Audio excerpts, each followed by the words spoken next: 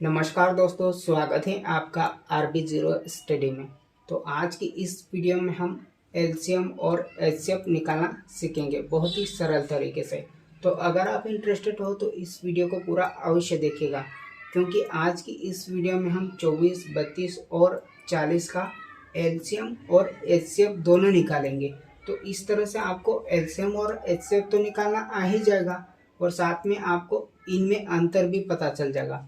ठीक है, तो सबसे पहले हम एलसीएम निकालेंगे 24, 32 और 40 का।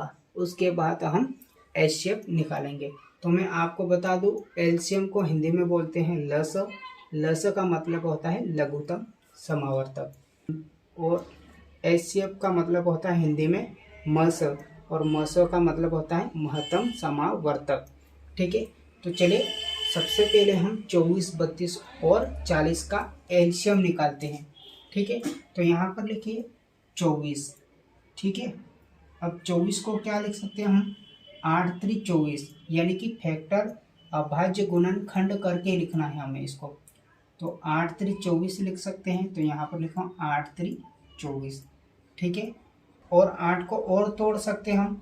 किस तरह से तोड़ सकते हैं, 2 गुणा 2 गुणा 2 लिख सकते हैं हम, क्योंकि 2 दूनी 4 और 4 दूनी क्या होता है 8 होता है। तो इस तरह से हम इसको और तोड़ सकते हैं। ठीक है, अब देखिए यहाँ पर इसको और किस प्रकार से लिख सकते हैं हम, 2 को 3 बार गुणा करना मतलब 2 की घात 3 हो जाता है।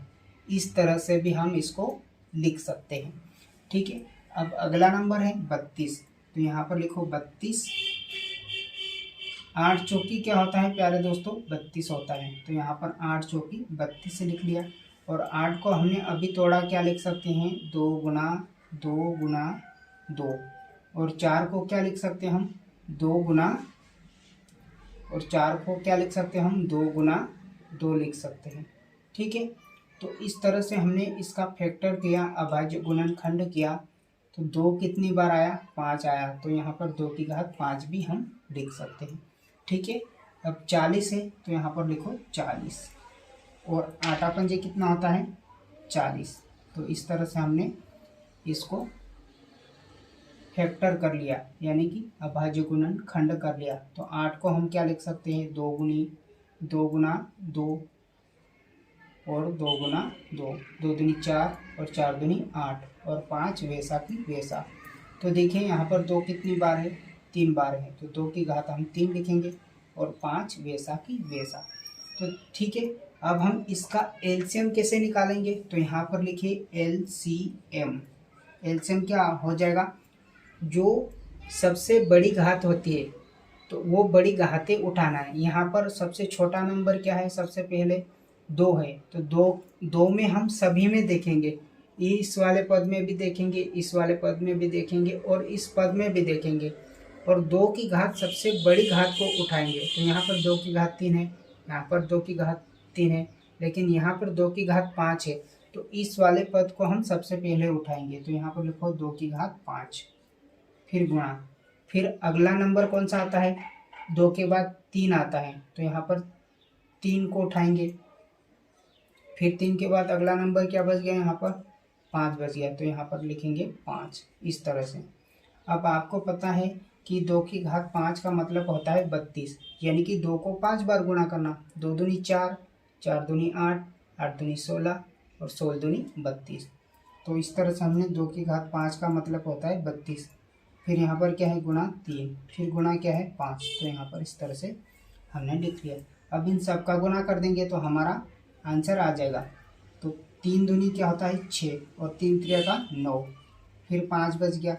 तो 5 का भी 96 से गुणा कर देंगे। 5 6 क्या हो जाता है 30, 30 की 0 हासिल का 3 और 5 नाम है 45, 45 और 3 कितना हो जाएगा 48। तो इस तरह से 24, 32 और 40 का एलसीएम क्या आ गया, 480 आ गया। ठीक है, तो इस तरह से फैक्टर करके, अभाज्य गुणनखंड करके इसका एलसीएम निकाला जाता है। ठीक है, यानी कि लघुत्तम समावर्तक। तो चलिए अब हम एचसीएफ निकालते हैं। ठीक है, तो एचसीएफ निकालने के लिए भी सेम टू सेम हम यहाँ पर अभाज्य गुणनखंड करेंगे इस तरह से। यहाँ से यहाँ तक वैसा के वैसा अभाज्य गुणनखंड करेंगे। तो यहाँ पर इसको उतार लेते हैं। यहाँ पर क्या है 24, 24 को कैसे तोड़ सकते हैं हम, 2 गुणा 2 गुणा 2 गुणा 3, इस तरह से। फिर क्या है 32, 32 को कैसे लिख सकते हैं हम, 2 गुणा 2 गुणा 2 गुणा 2, इस तरह से। 40 को क्या लिख सकते हैं हम, 2 गुणा 2 गुणा 2 गुणा 5। ठीक है। अब देखिए यहाँ पर अब हमें HCF निकालना है। तो HCF कैसे निकालेंगे, HCF। तो देखिए यहाँ पर 2, यहाँ पर भी 2 है और यहाँ पर भी 2 है, तो इसको हम यहाँ पर लिख लेंगे। फिर आगे देखो यहाँ पर भी 2 कॉमन है, यहाँ पर भी 2 कॉमन है, यहाँ पर भी 2 कॉमन है, तो इसको यहाँ पर लिख लेंगे। और आगे कॉमन है 2, यहाँ पर भी कॉमन है, यहाँ पर भी कॉमन है, यहाँ पर भी कॉमन है, तो और लिख लेंगे यहाँ पर 2। आगे बढ़ेंगे, यहाँ पर 3 है, 3 क्या इसमें कॉमन है क्या, नहीं है, तो इसको हम नहीं लेंगे।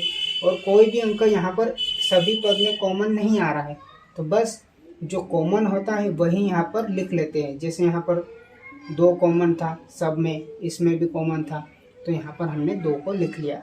इस तरह से सबका अभी गुना कर देंगे, 2 दूनी 4 और 4 दूनी 8। तो यहाँ पर HCF यानी कि मसा के आ गया प्यारा दोस्तों, यहाँ पर मसा आ गया है 8। तो इस तरह से हम यहाँ पर LCM और HCF निकालते हैं। तो आई होप आपको LCM और HCF निकालना बहुत अच्छे से समझ में आ गया होगा। अगर आपको समझ में आया हो तो नीचे जो लाइक का बटन है उसे भी दबा दीजिएगा, और हमारे चैनल पे पहली बार आए हो तो चैनल को सब्सक्राइब भी कर लीजिएगा, क्योंकि हम गणित से संबंधित ऐसे ही बेसिक वीडियो लाते रहते हैं जिससे आपको गणित समझने में बहुत ही हेल्प मिलेगी। तो मिलते हैं अगले वीडियो में, तब तक के लिए जय हिंद, वंदे मातरम।